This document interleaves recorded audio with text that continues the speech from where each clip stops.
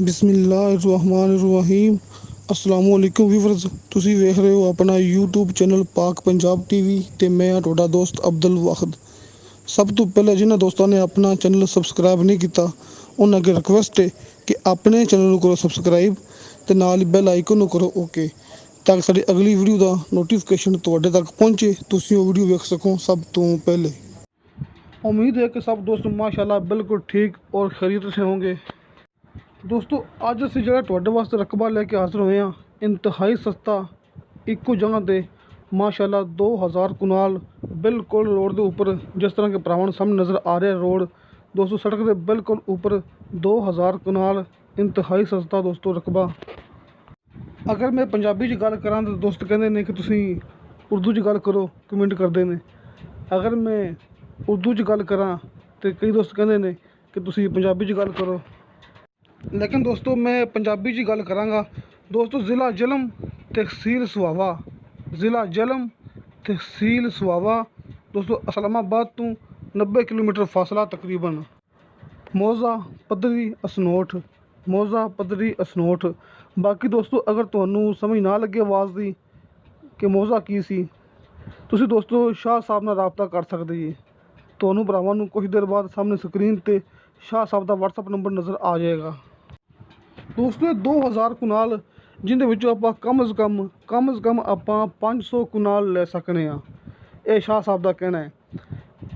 ਤੇ ਦੋਸਤੋ ਇਹਦੀ ਕੀਮਤ ਹੈਗੀ ਏ 2 ਕੁਨਾਲ ਫੀ ਲੱਖ ਰੁਪਏ ਦੀਆਂ।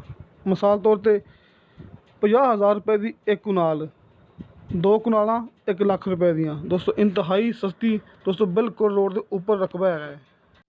ਇਸ ਤੋਂ ਇਲਾਵਾ ਦੋਸਤੋ ਜਿਹੜੀ ਇੱਕ ਹੋਰ ਖਾਸ ਗੱਲ ਹੈ, ਇੱਥੇ ਹਰ ਚੀਜ਼ ਮੌਜੂਦ ਹੈ। ਪਾਣੀ ਗੈਸ ਬਿਜਲੀ, ਪਾਣੀ ਗੈਸ ਬਿਜਲੀ ਤਕਰੀਬਨ ਕੋਈ 50 ਫੁੱਟ ਤੋਂ ਥੱਲੇ ਨੀਚੇ ਮਿੱਠਾ ਪਾਣੀ ਮੌਜੂਦ ਹੈ। ਦੋਸਤੋ ਜਗ੍ਹਾ ਕਮਰਸ਼ਲ ਵੀ ਹੈ, ਜ਼ਰعی ਵੀ ਹੈ। ਤੁਸੀਂ ਇਹਨੂੰ ਇੱਥੇ ਕੋਈ ਚੀਜ਼ ਵੀ ਬਣਾ ਸਕਦੇ ਹੋ, ਇੱਥੇ ਕੋਈ ਫਾਰਮ ਵਗੈਰਾ ਕੋਈ ਵੀ ਤੁਸੀਂ ਇੱਥੇ ਕਾਰੋਬਾਰ ਸ਼ੁਰੂ ਕਰ ਸਕਦੇ ਹੋ। और दोस्तों तुसीं इस ज़मीन नूं आबाद भी कर सकते हो, तुसीं इस ज़मीन नूं आबाद भी कर सकते हो, इत्थे कोई कारोबार भी शुरू कर सकते हो, क्योंकि दो पासे ज़मीन है। दरम्यान दे विच ये आपां नूं जिहड़ी सामने नज़र आ रही सड़क दोस्तों, ये दरम्यान च जा रही है दोस्तों। इस सड़क के दोवां पासे ये ज़मीन है 2000 कुनाल।